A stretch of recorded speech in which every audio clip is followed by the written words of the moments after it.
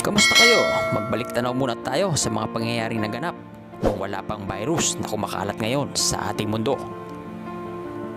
Kung napanood mo man ang pelikulang ito ni Mark Wahlberg, siguro ay hindi mo rin alam na ito ay totoong nangyayari mismo sa kasaysayan ng Amerika.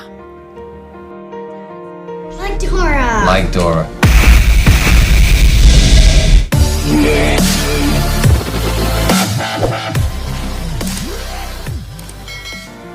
Ng British energy giant BP ay sumabog 40 miles o 64 kilometer mula sa dalampasigan ng Louisiana sa Gulf of Mexico sa Amerika.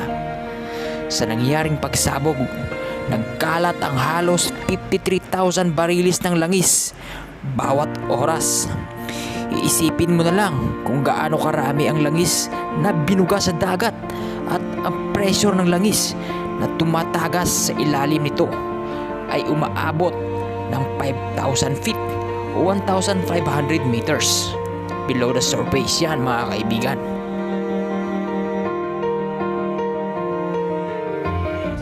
At ang pangyayaring ito ay makikita kahit nasa labas ka pa ng mundo.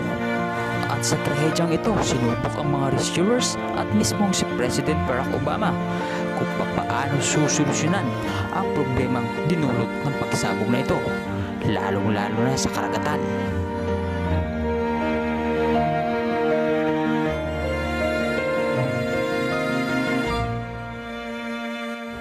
"1,000 kilometers ng containment booms ang kanilang nilatag para matrap ang mga langis na tumagas. Pero sa dami ng langis ay hindi ito sapat para mapigilan ang pagkalat nito sa dagat. Ang mas higit na pinangangambahan ng mga otoridad ay ang mga naiwang langis sa ilalim ng surface nito at ang pagkalat nito sa iba't ibang bahaging dalampasigan na sakop ng Gulf of Mexico na dinadala rin ng karing ng tubig. Pagkatapos nga ng mga pangyayaring ito, marami naman ang nagprotesta dahil sa mga pinsalang dinulot nito, hindi lang sa mga tao, kundi na rin pati sa mga yamang dagat na naninirahan dito. Mayaman ang Gulf of Mexico sa mga isda at ito'y tirahan din ng ilan sa mga ibon at halos wasakin ang kabuhayan ng mga tao dito, pati na rin ang buhay sa ilalim at paligid ng karagatan. Stuff called mud. The maneuvers.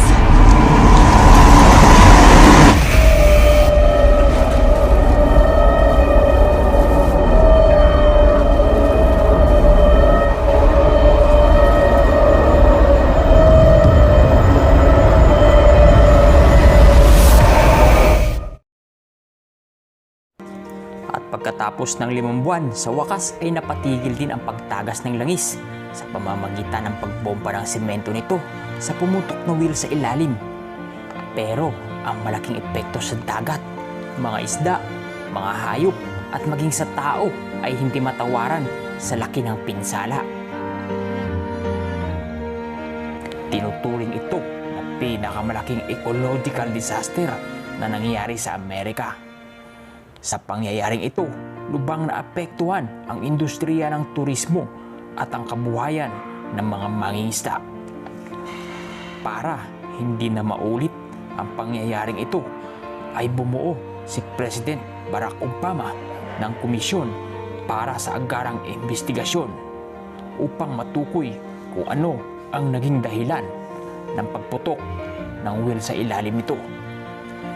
Para na rin malaman ng mga eksperto kung ano pa ang dapat nilang gawin para hindi na maulit ang nangyari sa Deepwater Horizon. Kung nagustuhan mo ang video ito, ay huwag mong kalimutan i-click ang subscribe button at i-click mo na rin ang notification bell para updated ka sa mga upcoming videos na gagawin ko.